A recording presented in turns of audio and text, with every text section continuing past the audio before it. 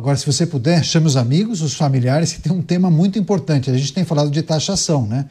Agora, tem um outro país que também determinou taxação de produtos brasileiros. Sem aviso prévio, a Venezuela começou a cobrar taxas de importação de 15%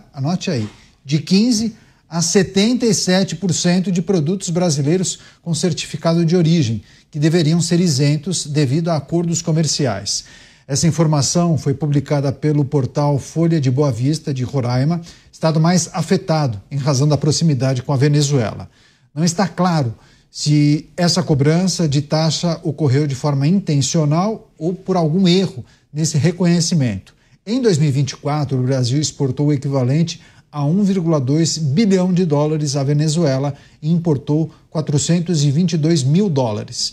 Desde 2014, está vigente entre os países o Acordo de Complementação Econômica, número 69, que prevê livre de produtos entre os dois.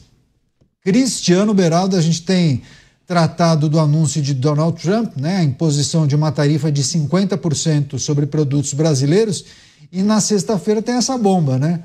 A imposição de tarifas que podem chegar a 77% para produtos brasileiros na Venezuela, que é um país alinhado ideologicamente com o presidente brasileiro, sem cometer nenhum exagero, né? Por que não cobrar tarifa do Brasil? Pensa com a cabeça do Maduro. Maduro que tem imposto humilhações ao Brasil, esteve no Palácio do Planalto, foi recebido com tapete vermelho e seus seguranças agrediram uma repórter brasileira. Ele não sofreu absolutamente nenhum tipo nem de reprimenda. Ficou tudo por isso mesmo. O presidente venezuelano conduziu um processo eleitoral completamente fraudado. O Brasil ensaiou uma posição contrária a ele. Ele ignorou solenemente, atacou o Brasil de forma direta e ficou tudo por isso mesmo. A relação do Brasil com a Venezuela não mudou, mas a relação da Venezuela com o Brasil mudou. Por quê? Porque até Nicolás Maduro olha para o Brasil e vê que o Brasil é um trouxa da geopolítica.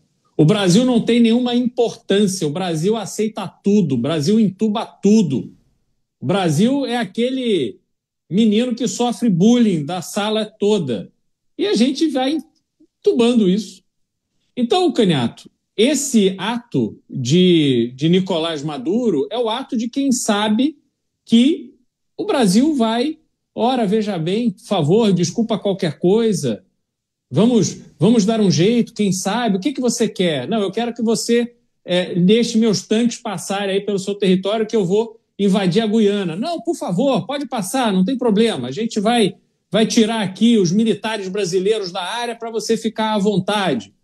Não, eu quero que você receba os navios iranianos que estão sancionados pelos Estados Unidos, mas o Irã, que é meu parceiro, eu preciso dessa relação comercial com o Irã para sobreviver, então você tem que receber aí, porque os navios iranianos querem levar para o Irã produtos brasileiros. Não tem problema, pode vir navio iraniano, é assim que vai acontecer, porque o Brasil hoje é o paspalho internacional, alvo predileto de quem quer mostrar força em relação a outro país.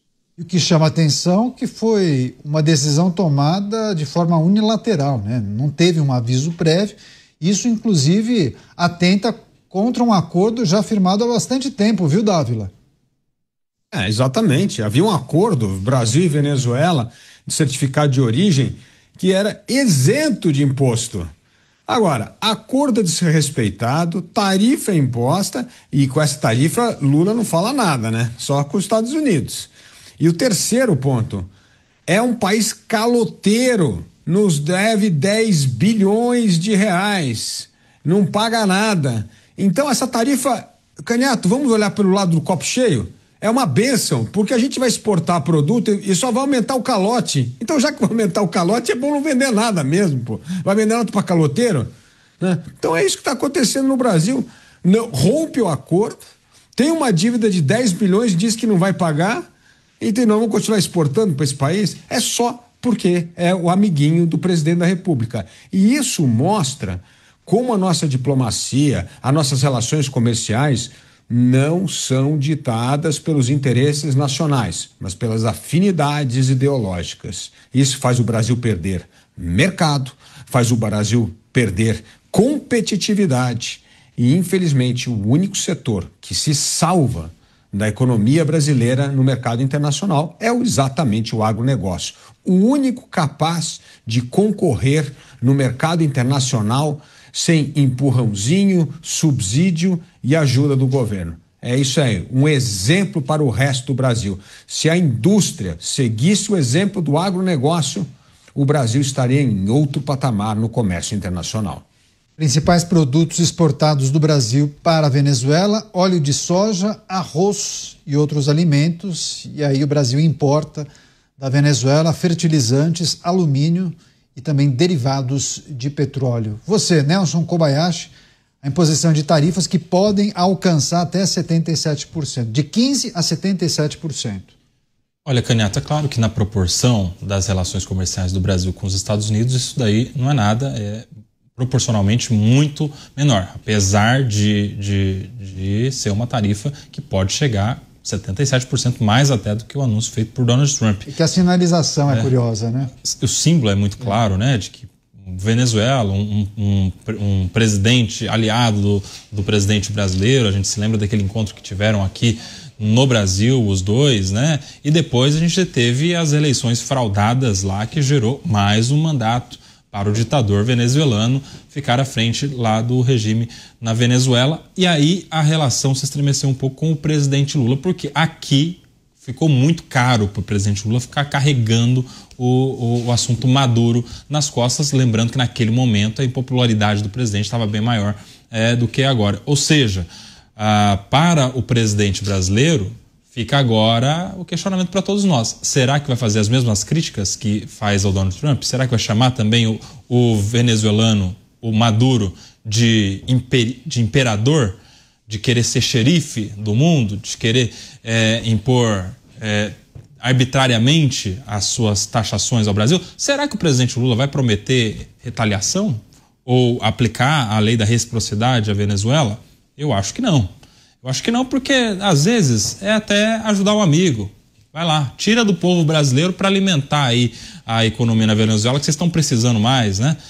Porque quem já fez bondade uma vez pode fazer de novo. Ou aquela bondade anterior de fazer lá as obras na Venezuela que nunca foram pagas não foi uma grande bondade do governo petista para com o Nicolás Maduro. Agora pode ser talvez uma outra bondade. Vai, taxa e vamos mandar dinheiro para a Venezuela dos nossos produtos, encarecendo ainda mais essa relação. Ou seja, é uma relação muito interessante. Fico só lembrando que está aí o presidente venezuelano, que na verdade é um ditador, que teve a sua eleição celebrada pelo PT aqui no Brasil. Quando ele fraudou aquelas eleições e se disse presidente eleito, tivemos nota do Partido dos Trabalhadores enaltecendo este que agora impõe uma tarifa que pode chegar até 77% sobre os produtos brasileiros. Vamos aguardar uma nova nota do partido. Agora, quando a gente traz essas notícias, Beraldo, é preciso lembrar que o presidente brasileiro, enquanto candidato, fazia muitas promessas, né? E pintava um cenário muito diferente no que tange às relações comerciais. Quando ele chega ao poder pela terceira vez, ele por diversas vezes utilizou aquela frase "o Brasil voltou", né? Dizendo que conseguiria manter um contato de altíssimo nível com as principais lideranças internacionais. Só que o mundo hoje em dia é diferente daquele do início dos anos 2000, né? A dinâmica mudou. As relações estão muito mais rápidas, é preciso se atentar a outros aspectos. E aí muitos entendem que o Brasil, naturalmente, por meio de seu líder, acaba passando pano para questões que são muito sensíveis.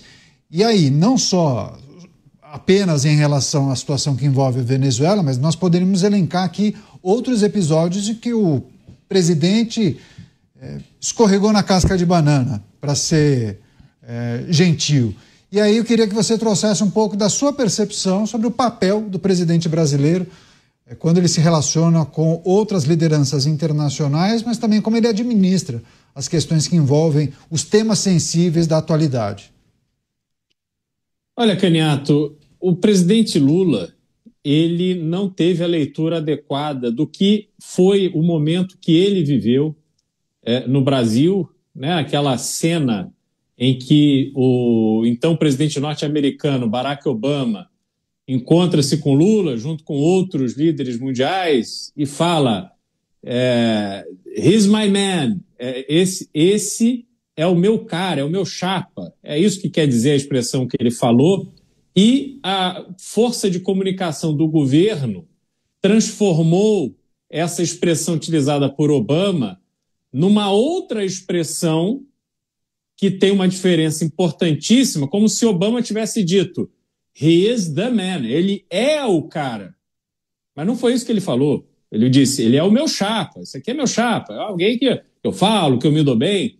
Ele não falou que o Lula era o cara, mas a comunicação do governo plantou essa mentira, essa fake news, que caiu no imaginário das pessoas e parece ter caído no imaginário do próprio presidente, que se sentiu o cara, que ele era a figura mais popular e mais importante do mundo.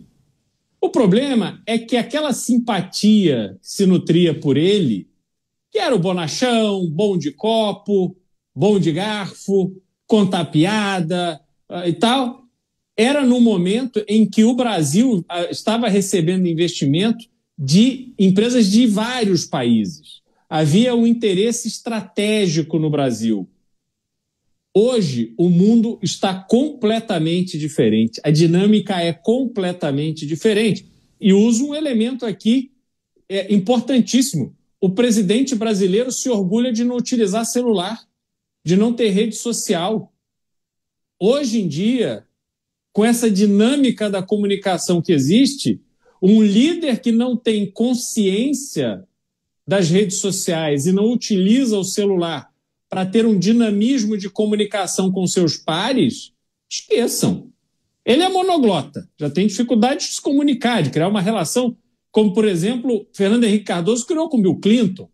Realmente ele ia, passava o final de semana na residência do presidente americano e tal, criou uma afinidade.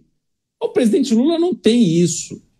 Então ele assume com essa história de que não, o Brasil voltou, agora o Brasil vai voltar a ser respeitado. E quais foram as ações do presidente do ponto de vista internacional? Primeiro passo, é convidado para ir a uma reunião do G7 em Tóquio, aparece lá Zelensky, que teve seu território, o território do país que ele representa, atacado e invadido por uma nação hostil, que é a Rússia, e ele vai lá sendo celebrado pelos maiores líderes mundiais. O que faz o presidente brasileiro? Não se levanta para cumprimentar o Zelensky. Olha para o lado, faz que não viu. Marca uma reunião, as diplomacias marcam uma reunião, um encontro entre os dois presidentes, o presidente brasileiro não aparece, dá no-show. Aí passa o tempo. Brasil usa a sua estrutura diplomática, dinheiro público, para que o presidente se torne porta-voz, vendedor de empresa brasileira que foi envolvida no escândalo da Lava Jato, sendo pega, confessou pagar dinheiro para político para ter investimentos liberados no BNDES, empréstimos liberados no BNDES. É esse o tipo de empresa que está sendo representada e que tem seus interesses atendidos nessas viagens internacionais. Foi assim na China, foi assim no Japão e tem sido assim aonde quer que o presidente brasileiro vá. A diplomacia dos outros países olham isso e não entendem?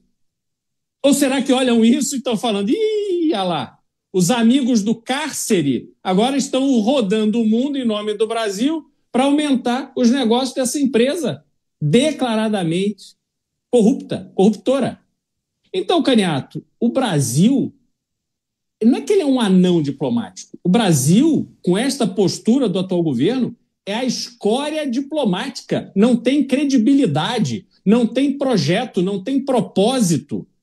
Não consegue defender o interesse do país. É sempre um cálculo financeiro para ajudar os amigos e político para tentar garantir votos e popularidade visando a próxima eleição. Então é realmente lamentável que o um país do tamanho da importância do Brasil esteja sendo colocado nessa posição.